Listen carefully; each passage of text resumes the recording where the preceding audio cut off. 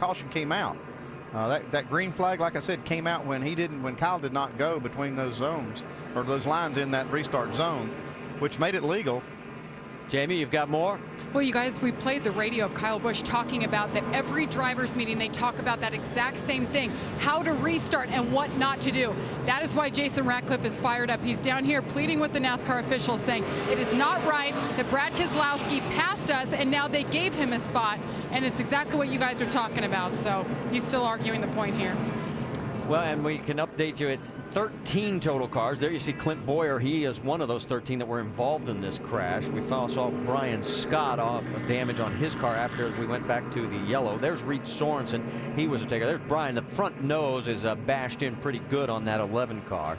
So 13 total cars involved in this. There's a better view of getting your nose punched in. And you see the nose of this car right there. It looks like it's really hurting for airflow. That nose is so flat. I've seen a lot of cars before really overheating because of this. Well, we've got an opportunity. Let's see if we can check in on our in-race reporter, Kevin Harvick. Kevin, Rusty, ESPN, you got us? Heck yeah, man. Looks like they slowed down and tried to anticipate a restart, Kevin, and just crashed the field in second gear. Did you see any of this in your mirror? Well, I knew that was probably going to happen at some point today. I think I heard you talking about it earlier. That's pretty normal here for Phoenix, you know, because the guys in the back of the field can't see the guys in the front. And Kyle waited till the end of the zone that time, and everybody had anticipated him going like he had earlier. So that's pretty normal here. Kevin, how's that car of yours handling right now? It's getting much cooler out right now.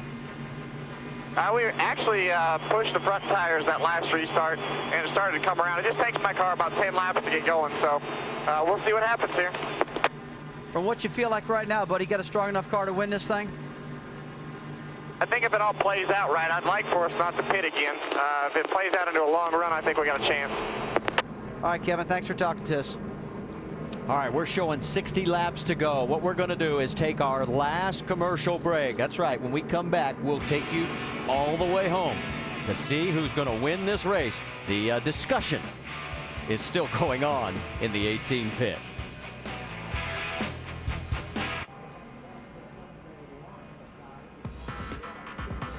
Let's take a look at our NASCAR calendar, because NASCAR Now is on the air tomorrow morning on ESPN2 at 10 a.m. Eastern, and then the Monday Roundtable at 7 o'clock Eastern.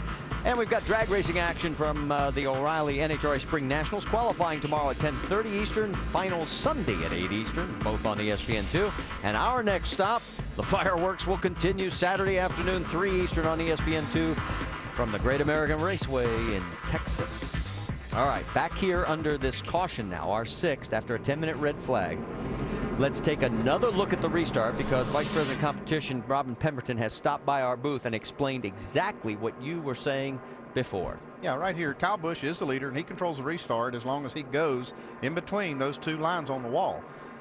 Okay, he doesn't go, doesn't go, doesn't go. Now the green flag comes out. Now, Brad Keselowski is legal to go, and the race has started, and that's why they've placed him as the leader here when this caution did come out. And that's exactly what Robin stopped by to explain to us, and so that is why the 22 is in front. Let's check in on the 22 radio. So, Joey, I'm just rewinding back in my head on this situation to Texas Cup race. I think the same happened with Kyle and Kurt. And Kurt did what I did, and it was okay. Does this mean that I'm right on this situation? I would say we could discuss it after the race, but it's my understanding is another direction. I'll leave it at that. You're the leader right now. And he is the leader. It's Keselowski, Busch, Logano, Edwards, Harvick, Menard. That's your top 6. Now, these two are going to start side by side. What's going to happen this time? Okay, they had swapped. Now, you see the 22 car, Brad Keselowski, has chosen the outside lane. Now, he will control the start. As long as he goes in that zone, he will have to beat the 18 to the line, or the 18 could get black flag. So that's what you're going to see. And he'll have a little advantage getting into turn 1. NASCAR has just gotten on the radio to all drivers saying, hey, fellas, let's try a nice, smooth restart here. We're going to have 56 laps to go when we go back to green flag racing. Marty, this is one of the racetracks you do not, if you're in the lead cars, I don't care if you're inside or outside, you don't want to bog the field down. If you do that, you're going to have this big crash that you've been seeing. I mean, Kyle, yeah, he's leading the race. He didn't go, but man, he should have went. If he would have known what was going to happen behind him, he'd have picked that throttle up and tried to race that 22 and didn't do it. All right. Pace car is on pit road. Keselowski brings him down. He's a few inches ahead, and all of a sudden, here goes the 18. Now, did he jump too soon? Well, it looks to me like he did, but I'd have to look at it and see on those hash marks on the wall, but it looked to me like he did go before the green flag came out. NASCAR is taking a look at it. We'll let you know what they decide. It is Keselowski behind Busch. Then the battle for third with Carl Edwards side by side with Joey Logano. Down into 3. And behind them, 2 more cars trying to go after each other. Harvick underneath the 32. Or the 98 of Menard.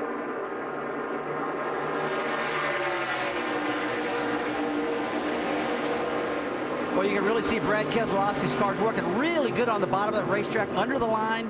He did not like getting beat on that restart by Busch, and he's trying to get underneath him. He's not going to do nothing on the outside. He's going to have to do it on the bottom. Get in, Bob, get to the first line. Yeah, they are going to post the 18 car, and they're going to put his name or his number up on the board and put the black flag on. They're posting. That's right here. All right, let's listen in, see what happens on the radio. All right, Kyle tucks back in, lets him go around. Okay, the rule is if he does that immediately, then he won't get the black flag. I'm not sure how they'll view that as far as giving that spot back. Well, it's allowed Keselowski to open up about a 5-car length lead. He's still going to get the black flag. All right, let's take a look at this again. From this angle, we can't see those lines on the wall, but it looks like Brad was within those lines, and looks like 18 did jump a little bit. The problem we got right here, Andy, is that Kyle Busch just took this from one extreme to the other, from not going at all to going way too early.